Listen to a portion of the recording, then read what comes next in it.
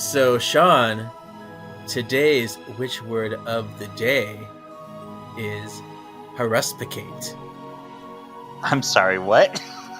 I was waiting for you to say God bless you, but sure. But it's haruspicate, which is a verb. Bless you. Thank you. Thank you. This is the act of divination. It's kind of gross. Using the entrails of animals. Ew. So, yeah. Awesome. One method was to sacrifice animals to the gods, then inspect the intestines, spleen, kidneys, lungs, gallbladder, and liver. Yay! Haruspicy, it's very spicy, was practiced by ancient. It was practiced by ancient Assyrians, Babylonians, and Etruscans, as well as African and South American tribes. Do you know why I might be choosing this word today? No. Because there's bile in this. Because there's issue. bile? Oh, yeah. This is bile. Ew. Okay. Well, Kevin, I'm so excited. I also tried to research bile. There you go. See? Did you get pictures? I don't have any pictures of bile for you, Sean. Although if you want some pictures from me, just say the word. Yay! I'm spoiled. You haven't even read that? Wait, what are you doing with the book? So he has the confidence to finish the story. Hear now the words of the witches. This is Kevin, and welcome to Words of the Witches, the Charmed podcast that will guide you through the lesser-known published material in the Charmed universe and decide how it fits into the grand narrative of the TV series. Well, welcome to Words of the Witches, episode 84. I'm your resident Charmed resource, Kevin. And I'm Sean, and I just love comic books. And I'm back, bitches. You're back. Yeah. I'm Siren from the Witch Bitches Review. Here to be a Well, witch and a bitch on your show again. Yay! We love that. Witches and bitches. It's the best thing ever. Mm-hmm. Today we're going to be talking about Haste makes Wasteland. But there's some things. We had a poll last week. Do you remember what the poll was? Who do we think Prue? What demon is she raising?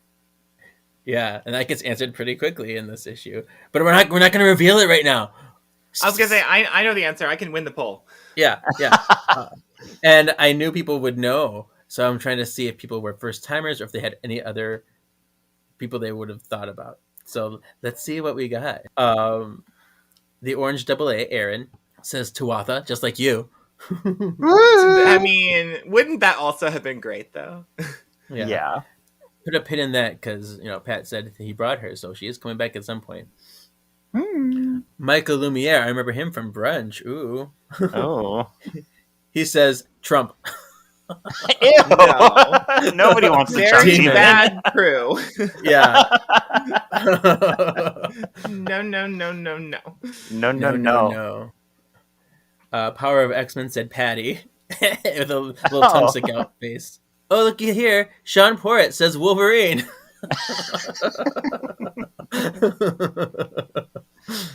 That's Well, funny that's what if you everybody listen to voted for on Solving for X. it. Is really that's what they put? Because that's what I put. Yeah, a lot of Wolverines. I can see it. Prue with her new lesbian haircut. She summons Wolverine from the dead. Yeah, it's I don't know. Yeah. Pruverine. Remember we Crossover talked nobody about asked Pruverine. for, except for Sean. Right. And then Anthony B said the Wiggy Monster. Kosto said Exodia, which I think is from Yu-Gi-Oh! Exodia. Yes. Hell yeah. And then Isaiah Caston says Prob Abraxas. Then we had two that said Kira. It's Kira, bitch. So It's the only answer that makes sense. really, I mean, now that you know. Oops, sorry, spoiler. Oh my god, spoiler. Okay. Oh my god. But let's get into this. This is season 10, issue 9. Haste makes Wasteland. And this was published June 10th, 2015. Written by Pat Shand, artwork by Eliza Feliz, colors by Valentina Cuomo, letters by Christy Sawyer, edited by Pat Shand, and cover art by David Seidman. Do you want some random facts about the title? Sure, tell us the things. I really get into like the linguistic stuff. We talk about this on our show, on Which Bitches Review. We always talk about the title of every episode of everything that we do. And then I usually just do too much research about boring shit about it. So guess what I did for you? Well, thank you. Researching. Yeah. So check this out. Haste makes waste is an English idiom that is at least as old as 1500 Common Era. One of the earliest printed versions of it is in a book that's often referred to as John Ray's 1678 Proverb Collection. If that doesn't sound like a real book title to you, it's because the actual title of the book is a literal paragraph. A literal paragraph. So wow. I'm not going to tell you what it is, but it's long. Okay, but anyway, but in this book, which I guess did really well, he just published like a bunch of random sayings he picked up and called it his proverb collection plus a whole bunch of other words. So the original line that's recorded is haste makes waste and waste makes want and want makes strife between the goodman and his wife. Oh. Which I guess means if you do things too fast and you like, I don't know, spend all your money, then your lady isn't going to have sex with you anymore. Yeah. So, like, stop it, brah. Is the point. That's beautiful. So wrap that message into something about 3 homosexuals going to hell and finding a giant topless daddy statue, I guess. And with special guest appearance from Charisma Carpenter. That's what we're doing. Yeah. I think I read a different comic. That was beautiful. Thank you, Well, that's Siren. what I saw in this one. Yeah. So we got the tidbits on the title. How do we feel about the cover? It's pretty. It looks like them. Yeah. It looks like, I think the Balthazar face, that's like the big image, is like cool because it's like really dark and hard to make out. Mm-hmm. But like, I don't know what's going on with them. They look like they're like emerging from a pool of water or something. It's very weird, like a liquid wall. Yeah, I don't know what's going on there. But it's very red. Very red. The first page, you guys. It's a doozy. I'm instantly excited. Yes, we have all of our stuff right here on the first page. So our You Look Familiars, our power plays, and a rhyme time, all here on this first page. Damn. This page is great. Yeah. Yeah. So It's funny, she's so familiar to me, though. Reminds me of this old stray that used to hang outside my loft. Familiars. That's what I'm looking for. Have we met before? You look familiar. it starts with Zanku choking Kira back from witness protection. They're even saying the exact same lines. He says, "Hello, sugar." And like, "Did I ever call you that? What I meant to say was, hello, swirling particles of scum." And then he's like, "You always were amusing, but still I can't allow you to betray us all just to save your own ass." That's direct dialogue from the episode. And that's our You Look Familiar moment. Ta-da! And then we see Prue doing her spell, which I'm not going to read to the end. But there's like candles floating all around. There's a circle in the middle. And then we see Zanku doing his vanquishing of Kira. And this is our power play moment.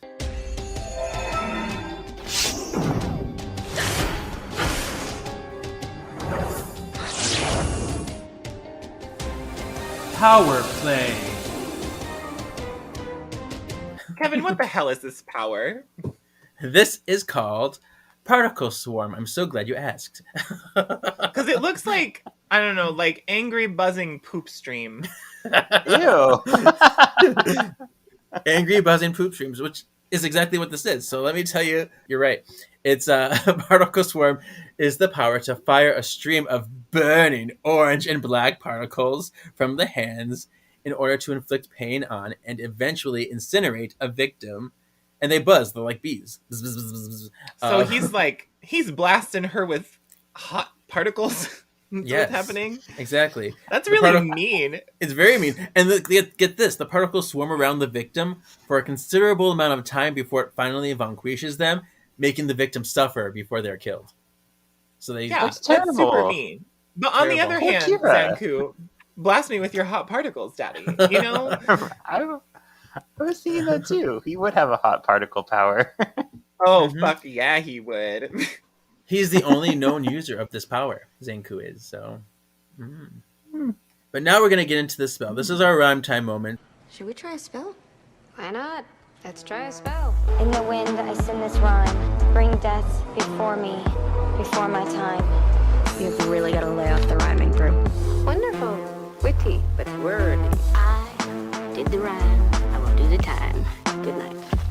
So this is Prue summoning Kira from the past. And the spell is, those who dwell in darkness hear my call. As the shadows of old begin to fall, the hands of time will bend to mine and break before me sundered twined. Come forth, demon, rise. And then like shadows come out and she's really screaming and her eyes go white and I think the spell is cool as balls. it's really cool. It's a good one. Yeah, I like the words. I like how Prue looks. I like the floating candles. I like what's going on in this picture where Kira's like consumed with like being vanquished or whatever. But instead, she's back. It's the fucking seer. I'm so happy. I was happy the moment I saw swirling particles of scum. I'm like, there's only one person who's ever said that. And it's Charisma fucking Carpenter. Is the seer back? She really is. So page 2 is awesome. Yeah, I picked you for this episode specifically because I know how much you love her and I thought it'd be great. Yes, thank you, Kevin, because I am obsessed. I think Charisma Carpenter is amazing. And even just seeing her likeness in these images and being able to imagine what she would sound like saying the lines, I still love it. It's still like she's there. Yeah. So I actually just watched Witness Protection an hour ago to prepare for this. Yeah. And I really like this picture because she is totally wearing the same dress. Exact same that dress. she died in. Yeah, it's everything. She looks This is- exactly the same. This is my second you look familiar moment Have we met before? You look familiar. because of that dress. Mhm. But Oh. also, it's not just because of the dress. It's also combining one of Charisma Carpenter's promotional pictures as the seer. She's doing that same kind of pose. Mhm. So they take that dress from the show and that pose and kind of merge them together. That's what it looks like. But it looks good. It's good. And I like this like black circle of smoke from her feet. Like you can really feel like she was just like plucked like from Out death. of time. Yeah. Yeah. Oh, right. Yeah. So she's standing there all cocky and there's candles floating around her. And she says, well, that was unpleasant. So on the next page, Tyler, the recent archive, is sitting on the fake fucking stairs that don't go to fucking anywhere. And he's listening in on Henry and Coop talking. And Coop is telling Henry about the fragment of the soul of Cole's father, which is stuck in the demonic wasteland. And he's like, demonic wasteland? And like, Coop is kind of like, dude, it's exactly what it sounds like. There's demons there, and it's a wasteland. So Henry's like, I totally don't want to go there. And he's like, Coop's like, but you said you'd help me, brah. Like, we fuck all the time, and you can't just do this one thing for me? And then they're basically saying that they have no way to get there. But then suddenly, Tyler's like, wait a minute. I can open portal-y thingies. I want to go. I do like the thing he says here, though, that humans give all the magical people purpose. That's kind of a nice thing to note. Like, you know, they are a very important part of the world. That's what makes the world go round. We're like the bottom of the totem pole for magical creatures, but we have a purpose at least. So good. Yay! Wait, so what does that mean? What does that mean, though? That humans give them all purpose. So, like, the purpose of magical creatures is to have some effect on humans? Who made that rule? Humans do something for the magical community. So maybe I mean, I know why demons like them because it helps them infiltrate the human world and do more evil. Maybe I don't know. And Maybe the they have elders, some like, kind- you know, manipulating them or whatever. Right. And which is, like, kind of standing there and watching humans die and complaining about how it, like, got in the way of their pedicure. Yeah. Yeah, there's relationships for sure. Others are like, I'm bored. Let's cause drama because why not? Yeah. And demons are like, geez, I wanna torture a human today. And White Lighter's like, man, I need to protect this human. Without them, we'd all be so bored. We'd all just sit around. Yeah, exactly. So humans are like their chess pieces, so they can all like play fight each other with magic. Yeah, it's our entertainment. That's what they do. They provide entertainment. So the next page, we see Phoebe in a hospital bed with Elise by her side because this was after she fainted on the tour bus, you know. And Lisa's like, bitch, I'm canceling the tour. And then we see Paige orb in, and she hugs Phoebe, and she's like, what happened? And Phoebe just says, I wanted to think you and Pepper were wrong, but ... So those orbs are bad. All Yeah. the orbs. Why'd they do that? I don't know. It's such a bummer because on the last issue you guys had me on, I had like a huge issue with the artwork, and in this one, I really like it. I think it's consistent. I think everybody looks good, but except for the orbs, man, I could change one thing. Why do they look so glowy, watery? Who Is decided? that Who like? made that decision? Is that maybe what orbing might look like if you like paused it or something? We call them blorbles. No, it looks like a Smurf like threw up on the wall. Exactly.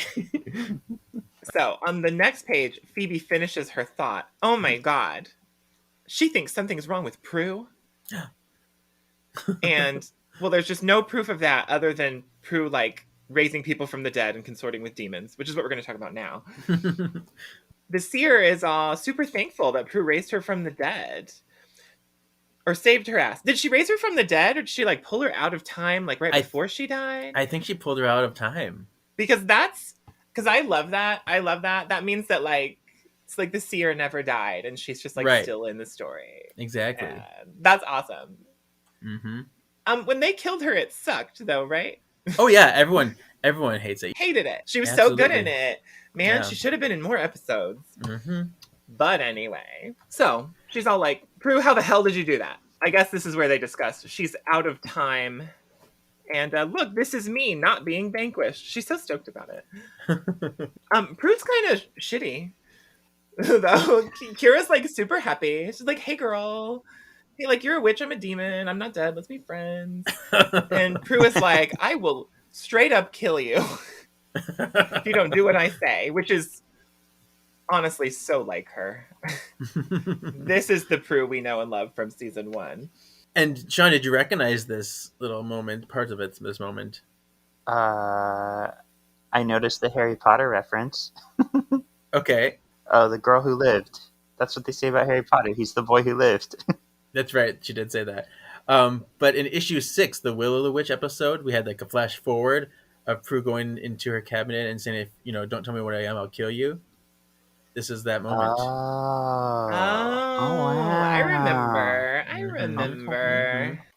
Yeah. Right. So now we know who she was talking to, because in that issue, it was like this dark, shadowy figure. We're like, what is that?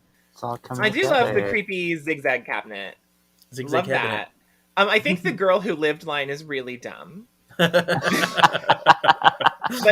really, really dumb. I don't even think it's dumb because of all the new stuff with Rowling. Like, I just think it's dumb. You're not the girl who lived. You're the bitch who died. Like,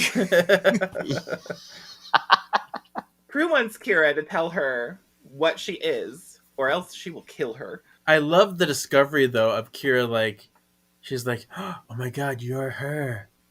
It's like, yeah, I know, I'm that sister. She does have this, like, look of, like, excited, like, a kind of awe on her face, Mhm. like, meeting Prue. Yeah, which I love. Yeah, total. Oh my god, totally. And the way Pat Shand wrote her lines, like, this really feels like Charisma Carpenter. Like, he did a really It's good very job much. with her. Yeah, they're beautiful. I agree. Yeah. And Oh my again, God. whoa. I wish you guys had her on here to read her lines like you did with Michael Bailey Smith the other I know, wouldn't that be day. amazing? Oh, it would be incredible. I messaged her, but I didn't expect a response. I did message her. So, whatever. It's fine. Hey guys, it's me, Charisma. Thank you for inviting me. Nobody can tell the difference, Sean. Next page. 1 month later. Time jump. So everybody's standing in the attic, and Piper's like, we've tried everything, every page in the book. And Leo's like, every page in every book at Magic School. And Podge is like, I spoke to the elders. And Coop is like, I spoke to my bosses. And Phoebe's like, we didn't want to call you two for something, so. And the next page continues, and we see Patty and Grams, and Grams just says, I believe the word you're looking for, Phoebe, is crappy. Crappy. Grams. Grams, yeah. So there they are. That's the page. I kind of thought that line was dumb too. I'll be honest. Just because Grams is like so much more like vulgar and crude than that sometimes. Like crappy seems kind of tame for her. Yeah. Like I feel like she'd be like, I believe the word you're looking for, Phoebe, is I hate men, you know? Anyway, thanks for summoning me so I can yell at your husband. This page is about those stupid kids or whatever. Who's the guy?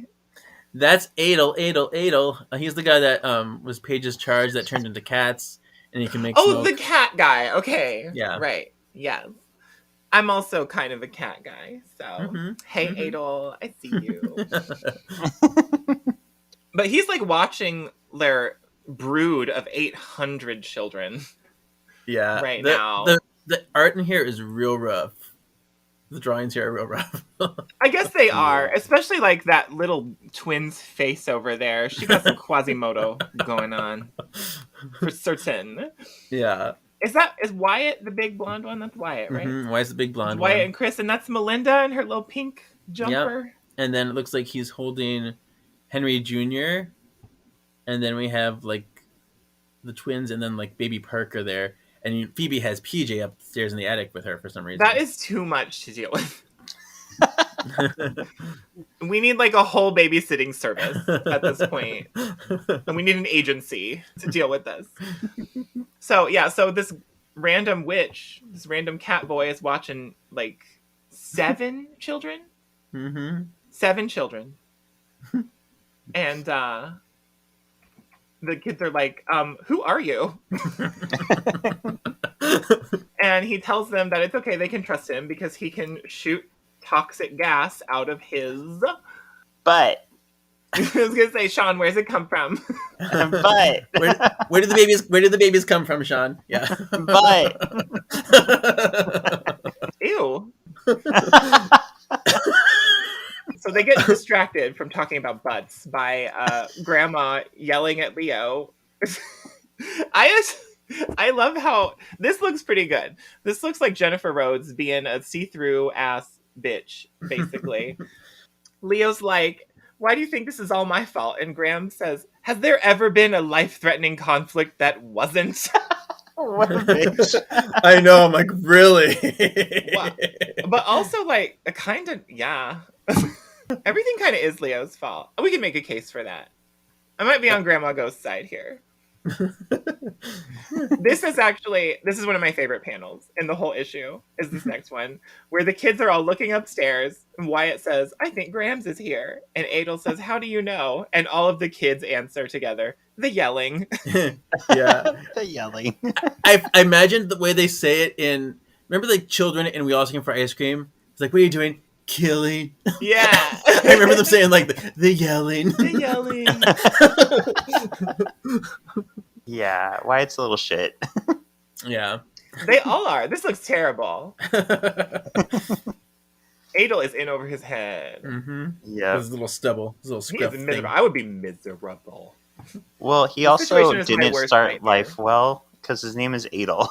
So So, like, did the Charmed Ones, like, save his life one time and now he, like, has to babysit all 19 of their children indefinitely? Exactly. basically, Because throw me back to the demons, Penny. yeah, I'll take my chances. So upstairs in the attic, Leo's like, how about when you cursed your engagement ring and almost got Phoebe killed? How about, and Grams goes, ha, that wouldn't have happened if you, and then Piper butts in, whoa, can we really not? We called you here for help, Grams. Can you two put things aside for 2 fucking seconds and focus? And then Patty's like, you'll have to forgive her. she's just upset because we've been looking for an answer too. And Penny says, we haven't found one, but, and then Leo says, but, and then Patty says, we're connected through the Hollowell line. We can feel everything our living family members do. And then the bomb drops because Penny is like, we don't feel our Prue anymore. Whoa! Yeah, so what does that mean? She's not like a Halliwell anymore. Yeah, what? What? I have a couple of questions. Yeah. The first one is, why does Piper put her hand on Graham's shoulder? Oh, Is she a ghost? Yeah. That's weird. That's My second question is, they can feel everything their living family members do. I was thinking that too. So like, are Mom and Grams just like up in Elderland all the time, like feeling their grandchildren have sex and give birth and like... Yeah, it's worded very strangely. I don't imagine that's how it works. I would think like they can maybe just like, feel the presence of them, like kind of like how Leo can sense. That's what makes more sense to my brain. But the way they said that, I'm like, maybe, but that's the way they said it. Yeah, they said that. Like, no. We feel everything our living family members. We feel the pain. We feel the joy. We feel the pleasure. Oh, like okay. Well, I mean, that's a lot because as we've said, all they do is have babies. Yeah. So like, after like the 19th childbirth, me up in Elderland as Grams, I would go down there and kill Leo too. So next we see Tyler with his boyfriend Kareem, and he's like, "So what do you think?" And Kareem's like, "I think you're being an idiot." He's like, "Yeah." He's like, "You can't just go into the wasteland. That seems crazy to me." He's like, "But look what I can do." Why? He's like takes his yo-yo and he like spins it out and then puts it through like different fiery portals, and then Kareem's just like, "Wow." Amazing. I think the rings of fire look cool though. Yeah, that's with the digital effect. So Tyler tosses his yo-yo back and says that he's got real power, but Kareem reminds him that he's only known he's an archive for a month and he's only just now learned to control his fire portals. Because he almost sent one of his teachers to hell. Yeah. Okay. It's too bad that that's off screen because I feel like that would have been really great. That would have been an interesting episode for sure. But can we just have a flashback of Miss McGarrico going to hell in study hall? Please. That sounds like a child's book. Miss McGarrico goes to hell. Yeah. It sounds like some like Republican propaganda. Like this is why you can't have gay people and gay witches in schools. It's the next Jason Moore Voorhees movie.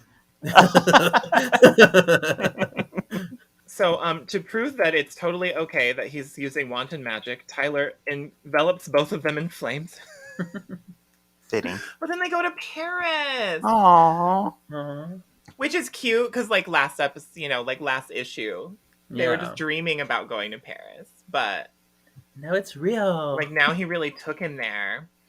It's, like, Superman. I do think, like, when I go out places and I see, like, in America, all this, like, Paris-themed, like, memorabilia and merchandise, you know what I'm talking about? Yeah. It's, like, Eiffel Towers everywhere, and it's, like, Paris. And I'm like, okay, well, this is Indiana, and none of you have ever been to Paris. So I just think that's kind of dumb. But even so, it's cute to actually see them, like, being gay in front of the Eiffel Tower, or whatever. Yeah. Are there just, like, gay dudes in charge of the comic at this point? No, it's just Pat. Because this is like a pretty gay issue. Yeah, I mean, like, yeah. So they're like the mainstream gay romance, and for Charmed, it is. It's very revolutionary. It's awesome. It's just awesome to see it in general. But I think this issue in particular is really gay because not only do we have the Tyler and Kareem stuff, but like, the sisters' husbands are all like going behind their backs on adventures together, and it started with like horny, shirtless Henry calling up Coop.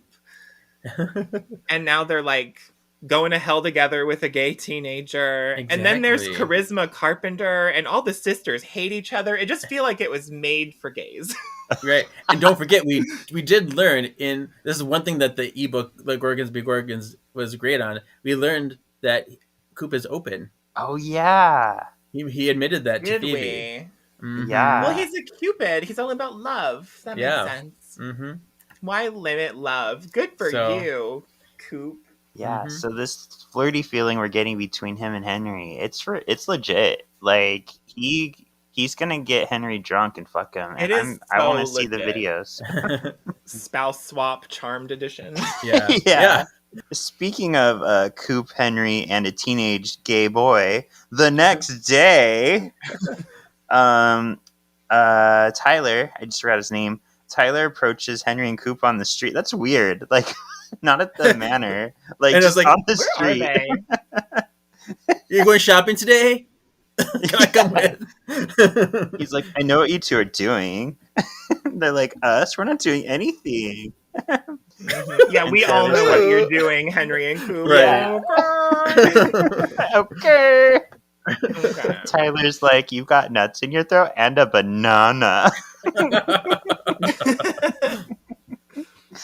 No, he's like, you got an orb. It's got part of Benjamin Turner's soul, and you want to go down to the demonic wasteland to get the other part on account of you owe Phoebe's ex-husband your life because he died to save you. That's probably some kind of Cupidy honor thing. So it's pretty, like, on the nose. Like, he figured it out. Some kind of Cupidy bisexual thing. In my head Mhm. canon, he's also like really into Cole, even though Cole's dead. So that's why Yeah. he has to do everything he can to get those orbs for Cole's daddy. Aww. And, actually, this is a good picture of Henry and Coop, too. This actually looks like Yeah. them. They don't look Yeah. like the same person. You can tell them apart. I'm so Mhm. amazed. It's Yeah. And they're both kind of like, yeah, well, that pretty exact. That covers it. How do you know all this? And Tyler's like, you need someone to take you there to the wasteland. I can be that someone. They're like, you're a kid. He's like, yeah, but I'm also an archive, a fucking archive. And if you don't let me help you, this part, okay. This part, Siren, this part's dumb. Okay, I'm on the dumb train with you now. He's like, and if you don't let me help you, I'm going to tell Phoebe and Paige what you've been up to. They're like, geez, you're going to tell her that we've been fucking? I mean, what? That's what it sounds like to me, right? I'm going to tell your wives what the two of you have been Yeah. doing on this Yeah. date at this shopping center where I found you. But Holding instead, hands. he makes a little portally to the refrigerator and takes a beer and says, I'll tell them you gave me this beer. And I'm like, that's so stupid. Henry says that is not cool. And I'm like, yes, it is. This is so cool. If I had magic powers as a teenager, you think I wouldn't have stolen alcohol? Okay. So the next page, it continues the conversation, and Cooper's like, "Oh, Tyler, you're really an archive?" And he's like, "Yeah, I am. I is. And we have a history of being hunted. I need to be strong. I need to matter." He's like, "I can get you to the wasteland and back out real quick. I'm your best shot." And then Coop and Henry give each other a sexy look at it, like, "Oh, look me in the eyes. Tell me you want to fuck me, and then we'll go." And then they do it, and they go. You know, I think that Tyler knows what he wants and he's going for it. Yeah, he wants to be the middle of the sandwich, and he's ready. He wants Yeah. to take these two daddies through his burning ring of fire. Why is it burning? Because he's an archive, He's an Sean. archive. Oh my god. Pay attention. Stupid, It Sean. burns. Stupid. Is this my turn? Oh my Yep. god. I was back to Yeah. charisma. I'm You so have like excited. all the cure pages. Yes. Ah. That's a really good drawing of her, too. Like, the other ones are okay. This one's like, I can tell it's her. This one has some great face drawings in like every panel, in my Mhm. opinion. Yeah. So, Kira the Seer and Prue are preparing for a ritual. You know, there's a magic circle on the floor. There's floating candles in the air. Prue asks if Kira has everything she needs. I do, and I'll have you know this wasn't easy to get. This is hippogriff bile aged under 56 harvest moons. You better be thankful. Ew.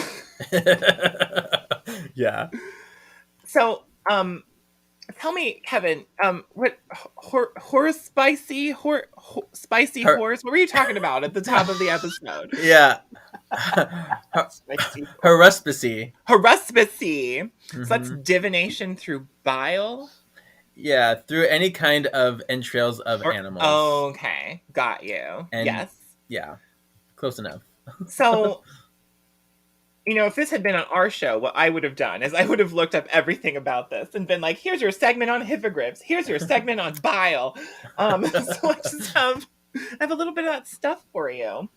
I didn't find much else about bile other than the animal part divination, like you talked about. I tried really hard to be like, okay, who out there in the world today is smearing animal bile on their foreheads? And what I found is, I guess, not a lot of people, which is too bad, I think it's just Ted Cruz now. Just him. Yeah, Just him. Well, so there's not like a lot of rubbing on the forehead, but I did find that all sorts of animal bile are used a lot in traditional Chinese medicine. But there's now like laws forming against collecting such things, so it's definitely like falling out of practice again, becoming more of like a black market hush hush kind of thing, which is probably good because I don't know if you know this, but you can drain bile from any living creature without killing it, but it's incredibly invasive and painful. Oh. So I guess 56 years ago, somebody could have jammed a catheter into this hippogriff to drain its bile so that later Charisma Carpenter could rub it on Prue's face. It's so weird. It's icky, you guys. It's very icky. Yeah. Yeah. So harvesting bile is gross, but it might help you. There is this old practice. There's this old practice, again, from traditional Chinese medicine of extracting bile from animals and combine or humans, you guys. Ew. But I don't know how that happened, but it's best not to dwell on it. But if you dilute it a little bit with alcohol, apparently you can rub this solution on like open wounds and burns and stuff, and it creates an artificial skin to help you heal. Wow. Isn't that disgusting? That's terrible. It's cool and gross at the same time. Yeah. So then I was like, okay, maybe it has something to do with the hippogriff. What does hippogriff have to do with like smearing its bile on people's foreheads and making people see the future? Well, again, the answer is nothing. Nothing at all. I can tell you that a hippogriff is the front of an eagle combined with the back of a horse. Actually, it's widely regarded right now. The hippogriff in the Harry Potter movies is one of like the most successful like CGI creatures ever made still to this day. And it's considered like by a lot of people to be a really accurate depiction of a hippogriff. Cool. So that's kind of cool or whatever. I can tell you that we first learn about hippogriffs in a 16th century Italian epic poem called Orlando Furioso. And in this poem, this guy has like a hippogriff. It flies super fast. It can fly to the moon. Hippogriffs represent duality because of the like two different sides, obviously. So they are thought to like represent like any other kind of duality, like good, evil.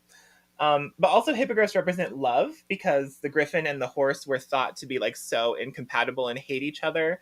But the existence of a hippogriff proves that even opposites can love each other. Yeah. Isn't that pretty? Very nice. So I don't know why we had to slaughter this one and take its secretions, but I like how whoever That's what we've created done. it was like, I'm going to combine an eagle and a lion, and I'm going to call it a hippogriff. A hippo. because hippo etymologically means horse. Oh. Well, thank you And for that. hippopotamuses are called that because it's something to do with like a seahorse or water horse or something. Oh. Something like that. I feel Ta-da. smarter. Yeah. I learned things. So I'm like stupid obsessed with etymology, and whenever I try to talk about it, Phoenix is all like, Siren, that's so boring. So that's why you guys get to hear all this now. Yeah. Yay. No, that's cool. And I found it I appreciate it. fascinating. Yeah. I had to bring you a little something witchy. Mhm. I'm so glad I got this page. Yeah. Even though the next thing that happens is Kira says, but before we get into the whole woogie boogie of it all, I need you to give me your word. You know, the first time I read it, I thought it said wooby booby. I was really upset. Why did she say that? Boogie Boogie is not better. No. But I don't know. she still wants to be human, you guys. I don't know if anybody told her that the avatars is like done, smoked, and over. Yeah. But she still wants to be human, I guess. Mm-hmm. And Prue says, "You have my word." Yeah. Okay. With her bile star glowing. The one where the seer has her fingers in the cup, and the one where the pentagram is like glowing on Prue's forehead. Those pictures are great. In my opinion. It helps when they have a nice like close up on their face where they can get into the details too, I think. So it is really good. The one in particular looks so much like Charisma though, and it's so pretty. Yeah. I really like this artist. The hair. Oh. Mm-hmm. So on the next page, Prue goes full Cyclops. But Kevin, do you think she's producing the optic blast out of her eyes, or do you think she has portals to another dimension of unlimited optic power that they're coming out of? See, this comic would make sense to be open to the dimensions. Cyclops, it does not. It does not. For her, yes. And Prue's like, oh. And then Kira's like, check out the light show. Happy 4th of July. Whoa. And then her eyes start glowing. She's like, holy. What's happening? What do you see? I want to know. I know. And I really like this page too. Yeah.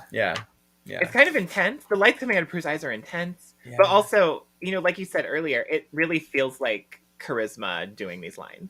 Mm-hmm. Yeah. Okay, so the next page is a double spread.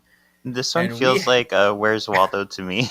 It totally is a Where's Waldo. Because it's like, we see the wasteland, but there's like this path that they're walking down. And it's like, here, we start here. Let's go down the maze. Like, you're going following the maze. And we see them in different states of movement. And they fall out of the fire ring, the fire hole, and... fall on the rocks. I hate when something falls out of the fire hole. Yeah. Henry is shouting expletives, and there's like blood rivers with they look like dinosaurs. I think they're supposed to be like the little beast, like the sucky uppy beast that sucks your powers. I thought it was like the tentacles from you know, that one episode. Yeah. The tentacles. From Which Way Now? Yeah. Yeah. They call it the Beast. Yeah. Even though it kind of looks like a bunch of like Loch Ness monsters. Yeah. And there's like a weird praying mantis thing here. There's like pterodactyls. There's like weird dinosaurs here. Okay.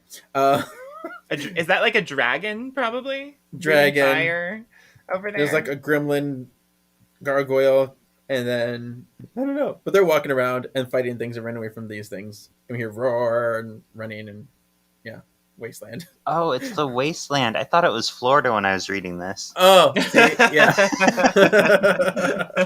I'm a little confused on this page because there's this guy like in the river with like a blue orby thing he's making, and it looks like it's Coop because he's wearing like the same shirt as Coop. And then there's a random guy wearing a shirt that looks like Henry's shirt, like standing in the river too. I think the white shirt was Henry. No, who's wearing what? Coop is in the white shirt. I think it must be like a blue shirt. Actually, it's like a light blue shirt. Yeah. Okay. No. So he's right. Henry's in the purple. So Henry is making like blue orbs somehow. I don't know. Yeah, that is very confusing. I don't know. Yeah. Put that in your canonical hat. It's probably not supposed to be Henry, but it's just weird that they colored his shirt the same. Like, stop being lazy. Use a different color. Well, right. But he's got long sleeves on, and Coop has short sleeves. Mm-hmm. Yeah, I don't. Yeah. Oh yeah, you're right. They done goofed. Huh. But Coop doesn't have blue hand powers either. No. Nobody does. No, not here. Let's put that in your canonical hat, Kevin. Exactly. What the hell? Roar! I'm a big dinosaur. Why? It seems like it's like super close to them too. Like this thing is massive, and they like didn't realize it until it was like, you know, right in their grill. Yeah. It's pretty intense though. I think I like these pages because they're way more intense than anything they would have done in the show. Because they wouldn't have had the budget for this. Right. You know? It feels like a whole little adventure. Yeah. They're having. Okay, so here, Henry has a gun, and Coop has his, like, pink flamer hands. It's very Psylocke. Yeah. And Tyler has flaming eyebrows? Or eyelashes? His eyelashes are on fire! Oh my god! Oh, ow. It's like, I flutter my eyelashes like this. Hi, where do you keep your fireproof mascara? The grown adult men are about to freak out, but Tyler is like, nah, fam, and he opens up a flaming hole for Dinosaur Monster to charge right into, which then reappears in the air so that big Dinosaur Monster can fall for a while and crash into the ground. Yeah. There you It's have actually it. pretty fucking rad. Yeah. It's totally rad. It's very like D&D. Yeah. I think the only thing that would have been cooler is if he like stopped the portal midway and cut the thing in half. I would have been like boss level Tyler. Right. Yeah. That would have been better. Yeah. You forgot to mention they're very white guys. Mac on So the then they high have five. this like dude bro high five celebration. No homo. Smack my hand now. Smack. It's very double mint gum. Yeah. Oh my god. But let's Coop is ride a like, bike together. Ooh. Ooh. Coop can't even be happy for 1 second. Nope. Guys.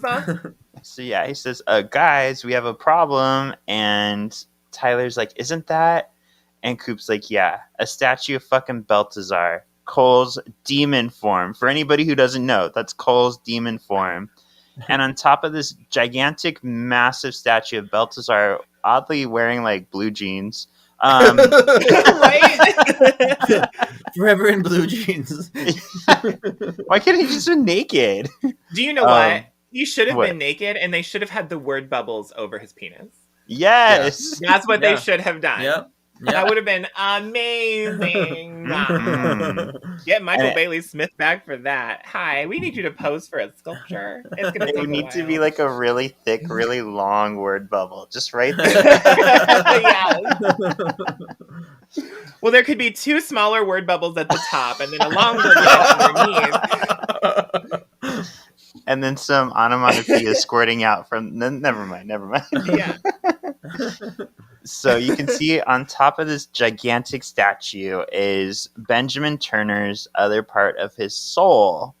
And Henry's like, I'm no expert on demonology, but I'm going to guess that's where the rest of the soul is. Yeah, because they only have half still, which is weird. Why is it broken in half? I don't know why. Yeah. 'Cause it And looks why like a are there full all orb. these demons like worshipping the giant statue? I know. I don't get it. Because there's nothing else to do in the wasteland. Duh. But okay, just put a pin in this for my canonical section. I have lots in canonical for this, so. Okay. But yeah, they're there worshiping the Balthazar statue.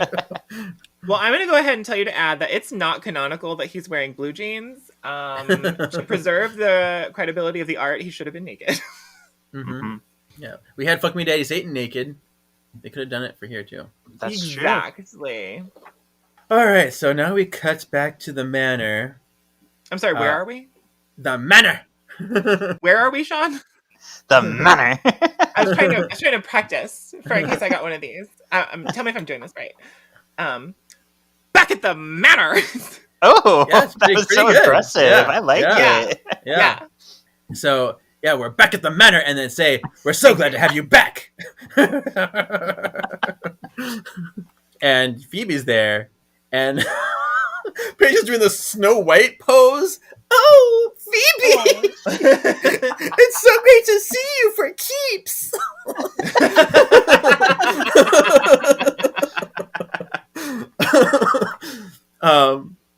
But yeah, so they're all happy to see Phoebe, and Leo's like playing with the children on the sidelines, while Elise is hanging out too. Is that who that is? I was like, who's the bitch in the background? Yeah, it's Elise talking to I guess PJ. All right, yeah, PJ. Oh, okay. She back there like, now one day, PJ, when you're older and a woman, you go to the store and get a very special toy to use on your boyfriend. Yeah, No, she's like, now, PJ, you promised me not to go in that drawer again. You need to not lick Elise's toys. grown up girl time. Yes.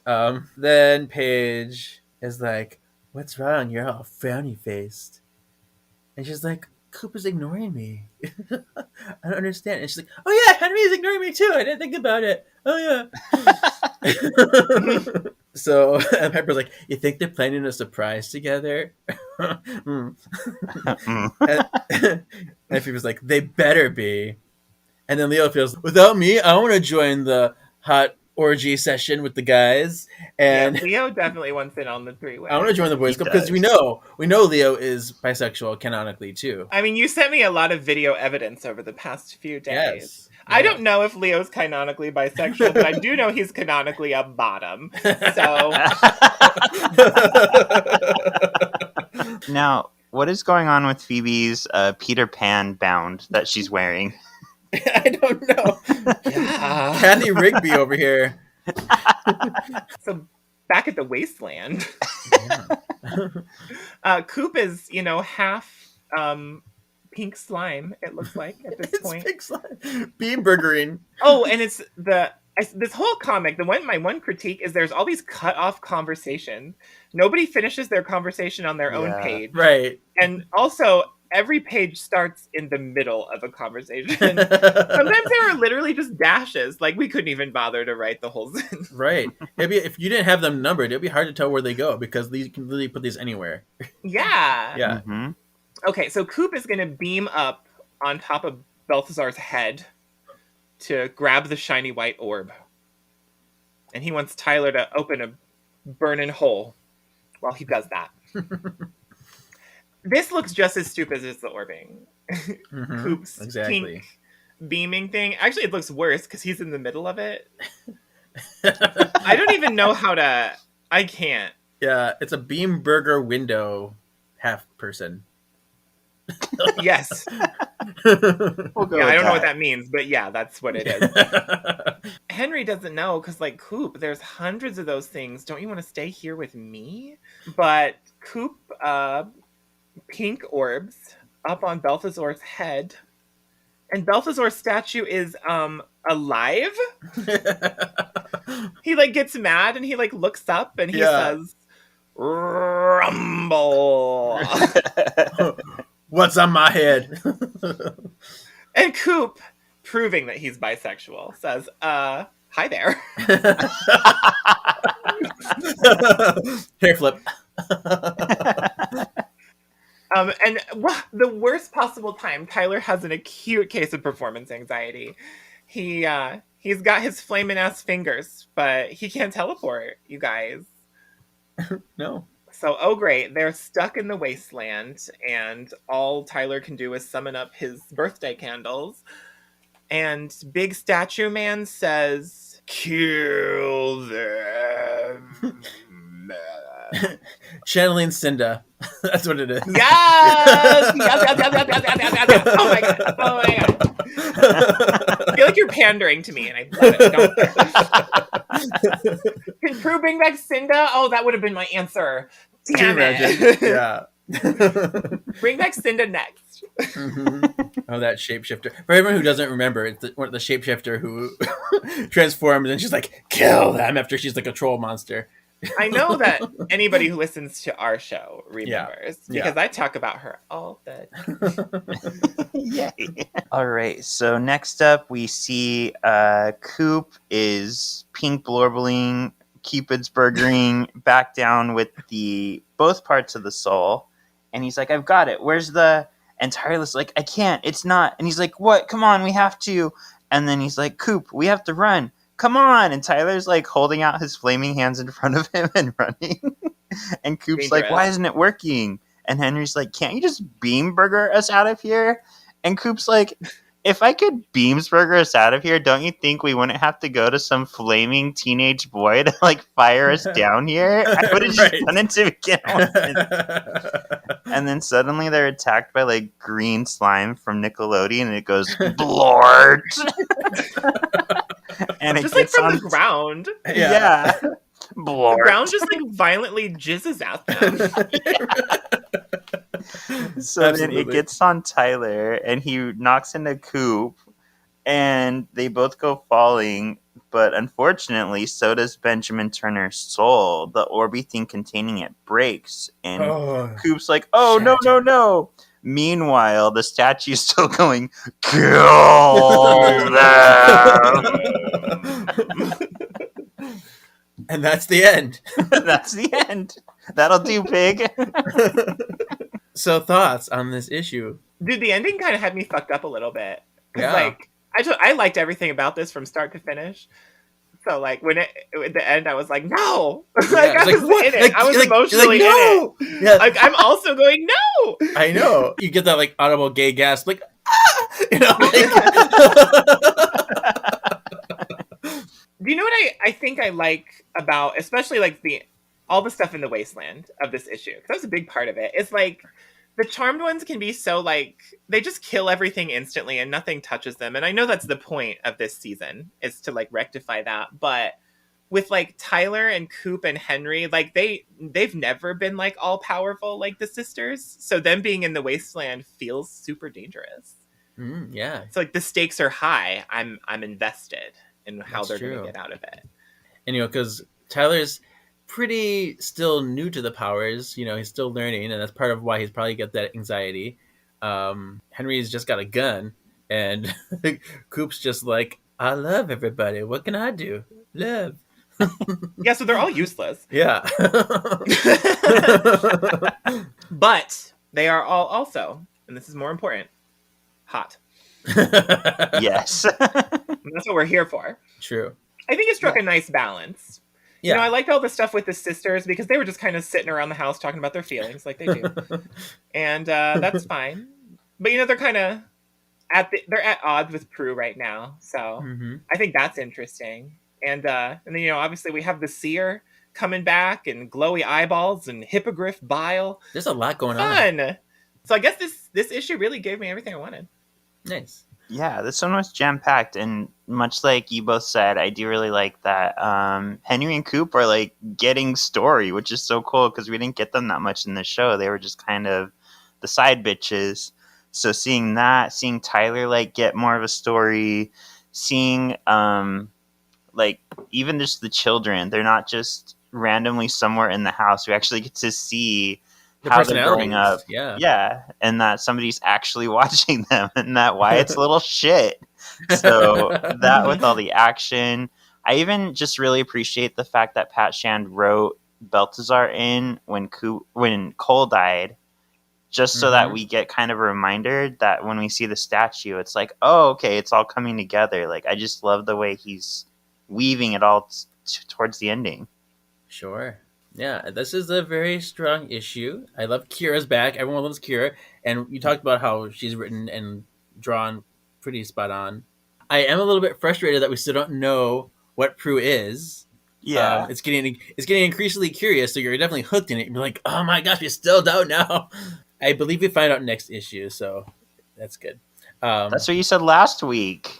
I didn't say that. You said that. That's what the thing in the bag said. I do think the Wasteland stuff is real cool, but I also am annoyed by it because of the canonical issues that I have. So it sounds like there's going to be more than one. Yeah. So let's get into that. Canonical. First of all, do you guys have any canonical things? We talked about. Well, we all spotted Henry's blue glowing hand. Yes. It's no good. For sure, that one. We don't like the Balthazar pants. No, we hate that. Yeah. The Balthazar pants must go immediately. That's always been my opinion. Sean, anything? No, just what I pointed out with the little Henry. Where's Waldo conundrum.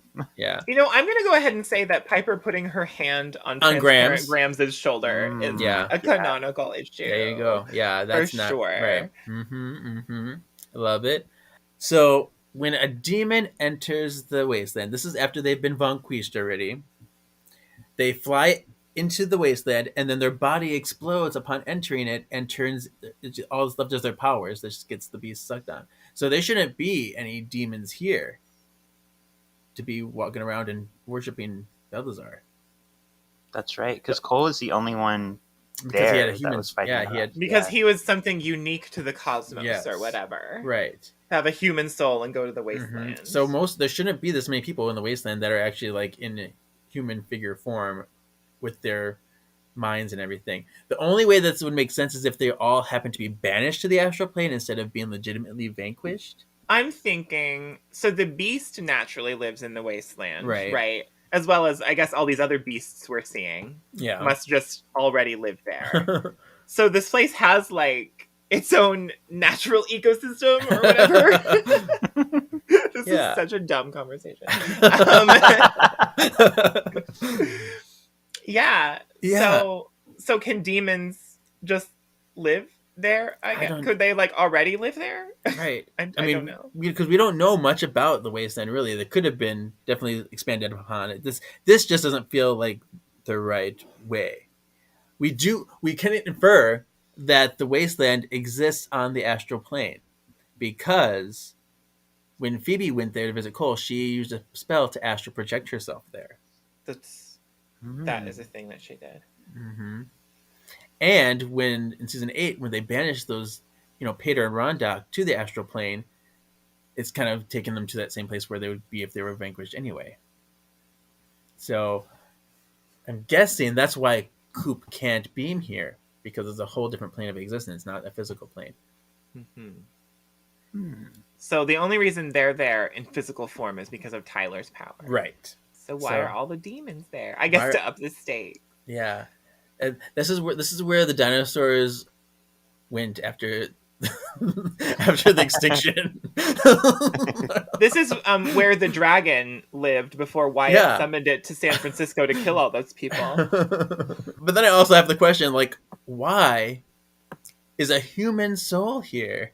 And I kind of got it to my head that maybe a vanquished demon had it on their person, and they were vanquished, and it brought it there with him. That would make sense to me. So I don't know where this is all going, but I do know that Cole's father's soul was like one of the loose ends they never tied up from the show. And it's clunky. Mm-hmm. Because they threatened to introduce it in the beginning of season 3, and then they were like, nah, let's kill the triad and forget that story. And then they were like, let's bring it back at the end of season 3, and then they were like, let's kill Prue and scrap that story. Exactly. So that's why it's great that the comics pick it back up, because poor Benjamin. Yeah, poor Benjamin. He's been in limbo for a while. Do you think Cole would have put the soul there for safekeeping? Part of it? My thinking is the only person who could have taken it there is him, and he did have it.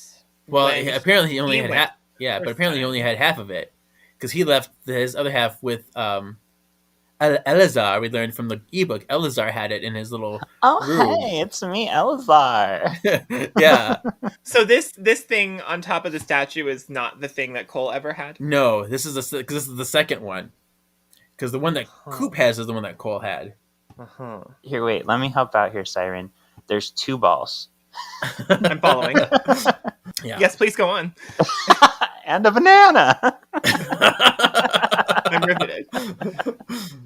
So, yeah, this is what I'm here for. This is why I agreed to this. I don't give a fuck about Charmed. So, yeah, I don't know why they have it over the Balthazar statue either, because really he's a human soul that has nothing to do with Balthazar other than being connected to Cole. Also, the soul glows green, which I don't know why it glows green, because it never glowed green in the show. That's another one of my canonical things again.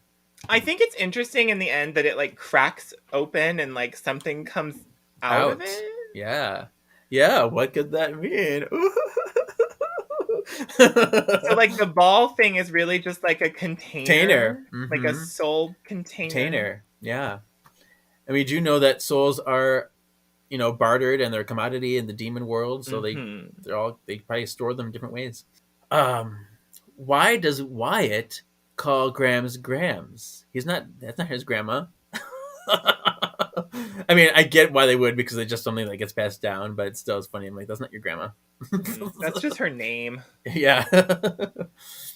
And then I just have that I love that both of Kira's outfits appear in here that she wore. Yes, they both looked good. Yeah. So next is tips for future white lighters. Oh, we're really just messengers? Guides? Think of us as guardian angels for good witches.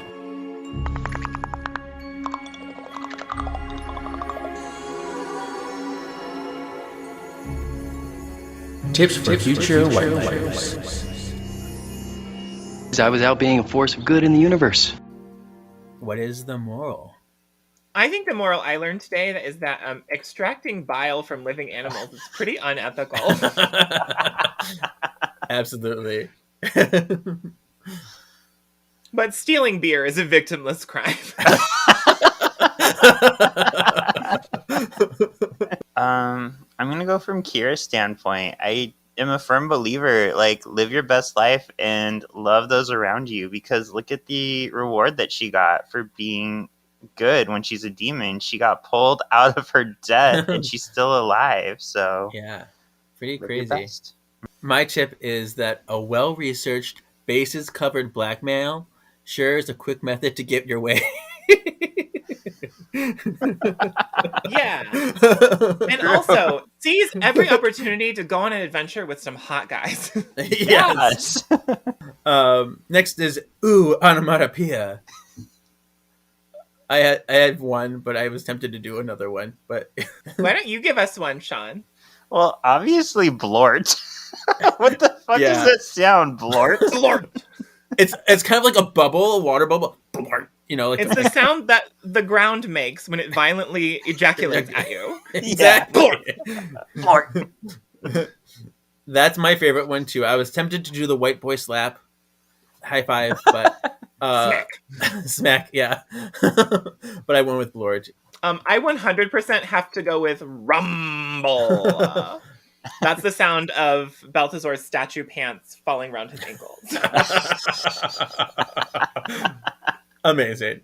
Okay, most valuable panel. You know, I actually want to give it to page 2 because Yeah. it's fucking charisma. But I think my most valuable panel is the one where the 3 kids say they know Grams is there because they can hear her yelling. Nice. That one's my favorite. It's funny. It is. You know, because Jennifer Rhodes, she's Yeah. a bitch. This one was hard. I actually went back and forth between 2 for a while and then picked a third one that just popped up. So here we go. Okay. I'm going to go with Tyler and Kareem looking at the Eiffel Tower with their arms around each other, just because that's so, like you both said, it's something we haven't really gotten in Charmed to this point, having like an actual gay couple and just seeing like the love and care that they're showing each other. They're not just like being stupid. He's actually like, I'm romantic. I took you here with my power. Like, it's a Yeah. really cool, sweet little thing, and it opens up inclusivity to so many people. Mm-hmm. Hell yeah. Hell yeah. I think it's great. Mhm. I chose the page 2, Kira in her pink dress page, because this is her officially being here in the narrative, and she's not going anywhere. She's here for the rest of the run. Spoiler. Yes! God, So- that's so exciting. Yeah. What the best character to bring back, honestly. And it's cool is Pat Shan's friend, Jay, who inspired the Valen character. He commented on my YouTube of these and said that it was him who suggested Kira come back. Even though Pat's been a big fan anyway, he probably would have done it no matter what. But he told me that he kind of suggested it too. Nice. Yeah. Cool. So, sexiest drawing. So, I mean, duh. Anytime you have this character in a comic, she can't not be the sexiest. I chose Charisma Carpenter dipping her fingers in the cup just because it looks so much like her. Her hair is fabulous. I want her to ride me. She's gorgeous. Oh, you know, I was really trying to find like a good one of like Coop and Henry because they're like so Yeah. close together in so many of these panels. But do you know what? I also am gonna have to give this one to Charisma.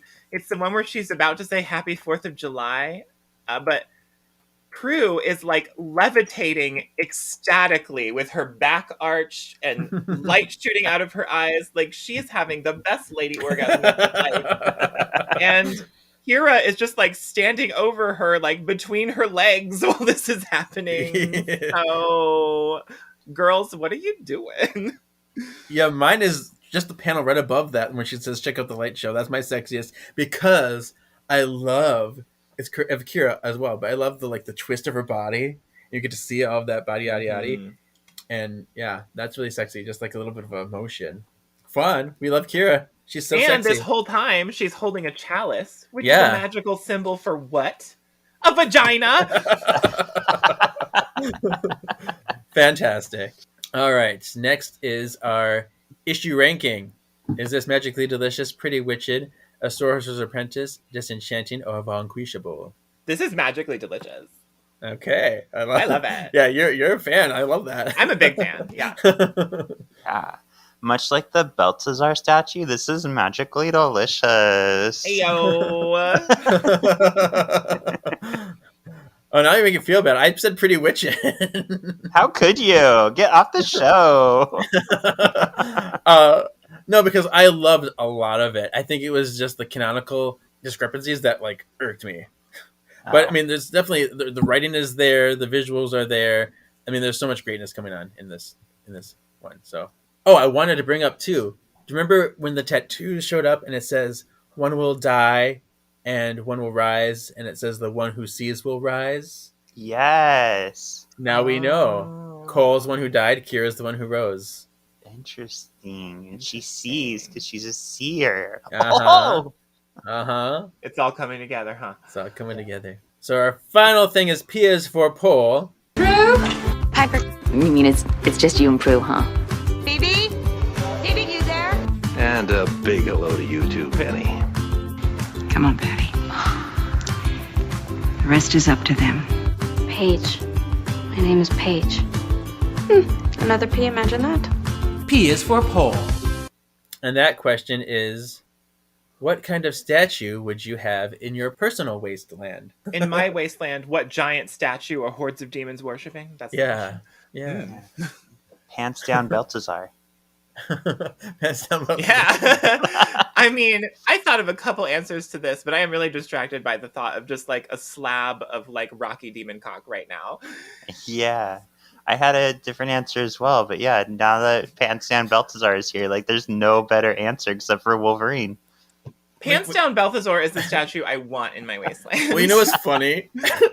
When you brought this up, I actually had an answer planned for this, and it's going to feed into my narcissism a little bit, but I pictured a statue of me naked. Except my hands would be up like this, up behind my head, and I'd be at full erection, all there. Maybe a cape. I don't know, but well, I don't know if this is the time to totally lie to you and tell you that I'm an amateur sculptor, and if you ever want to pose for that, well, it'll take quite some time. Okay. If I was in the wasteland, I'd probably sit on your gigantic stone phallus and read a book all day. I mean, it would be very comfortable. Yeah, it would. I mean, a complete 90 degrees, straight on. I mean, that's how it goes. So there's plenty of room to walk back and forth gingerly. Yeah, girl, don't fall. Yeah, it'd be amazing. And okay, I do have to be honest though, because I would love to be sitting on Balthazar's and Kevin's cocks respectively whenever I felt like it. But if there was a real statue in my wasteland, I think it would be Sailor Moon. It's can you see my background of my wall over there? Yeah. The bitch is everywhere. Would it be Sailor Moon with a gigantic cock? Sailor Moon with a gigantic cock, yes. That's what it is. Oh my gosh. Sailor Moon with Balthazar's cock. She's like a hippogriff, but it's Sailor Moon from the waist up and Balthazar from the waist down. Yes. Oh my gosh. This is your fault. You asked us this question.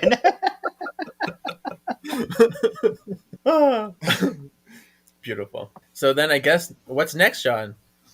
Next, we've got this. This is such a cool picture. We've got Prue kind of in the middle in this blue form. And then there's really nicely rendered images of Piper, Phoebe, and Podge. And then also Coop. And then we see what is probably Benjamin Turner's like really stark nose and really stark chin, like in the very bottom here over the manor. Yeah, This an is a old cool guy. picture. Yeah. This is like a horror movie picture. I love this. I really It's like really this cool. cover, actually. Yeah, it's beautiful. It's really interesting. So it says, The Curious Case of Benjamin Turner. Answers, revelations, and returns. Prue, armed with the knowledge of what she has become, decides to take charge of her situation, leaving Kira with a whole new world at her fingertips. Meanwhile, when Coop and Henry's actions come to light, the Charmed Ones find themselves divided. Oh ho! So that's coming. And we did it. That's it. We did it. Hooray! Woohoo. Well, thank you for coming back on to the party, Siren. I love doing this show with you guys. I'm glad. This is always nice to have. Tell people where they can listen to your show. Please do. So I do a podcast with my best friend Phoenix. We are called The Witch Bitches Review. We're heavily a Charmed podcast, but we talk about witchcraft media of all sorts. We're doing like a lot of movies. Our whole shtick is that we analyze an episode of TV or a movie or a book or something about witchcraft, and we look at all the like film studies and fun cultural stuff to do with it, but we also compare it to the practices of real life witches and all sorts of magical people in all cultures and times. It's super fun. It's super informative. It's my and Phoenix's nice little blend of like queerness and anthropology and film studies and magic, and it's just fun all the time. Yeah, I love it. So we're Witch Bitches Review. Check it out. Kevin was on our show once. I was, yeah. And will be again soon. Yeah, I can't wait. Yeah. And hopefully maybe Sean also. If I don't know if he talked to you about it. I messaged you, but never responded when I messaged you though. Well, you are did? invited. It was like weeks ago, months, maybe, I don't know. It was a while ago, and you never responded. So I'm like, whatever. We've been talking about it for about a month, but yes, Phoenix and I would like both you and Kevin on Chick Flick. Okay. Yay! We're in the middle of season 2 right now. Yay! I'd love to. Cool. That would be fun. So look forward to that on Witch Bitches Review. So Sean, tell us where they can find you. You can find me on the marvelous galaxy of Disney, where we have your Marvel, Star Wars, Disney news every week, or my latest venture, Magical Journeys, where we can set you up on your vacation at no extra cost to you. Woohoo. We specialize in California. Boop, boop, boop. Get those cookies, you guys. Yes, Yeah. Mama. Snickerdoodles. Amazing. You can also find Sean and I at Solving for X. We're still doing that X-Men show with the animated series. It's really great. It's really fun. It's really good. Yeah. And you can follow this podcast at Words of the Witches, all places except for Twitter, where that's Words of Witches and different. We will see you next week, Spellworders, for The Curious Case of Benjamin Turner. Yes. See you laters. Your destiny still awaits.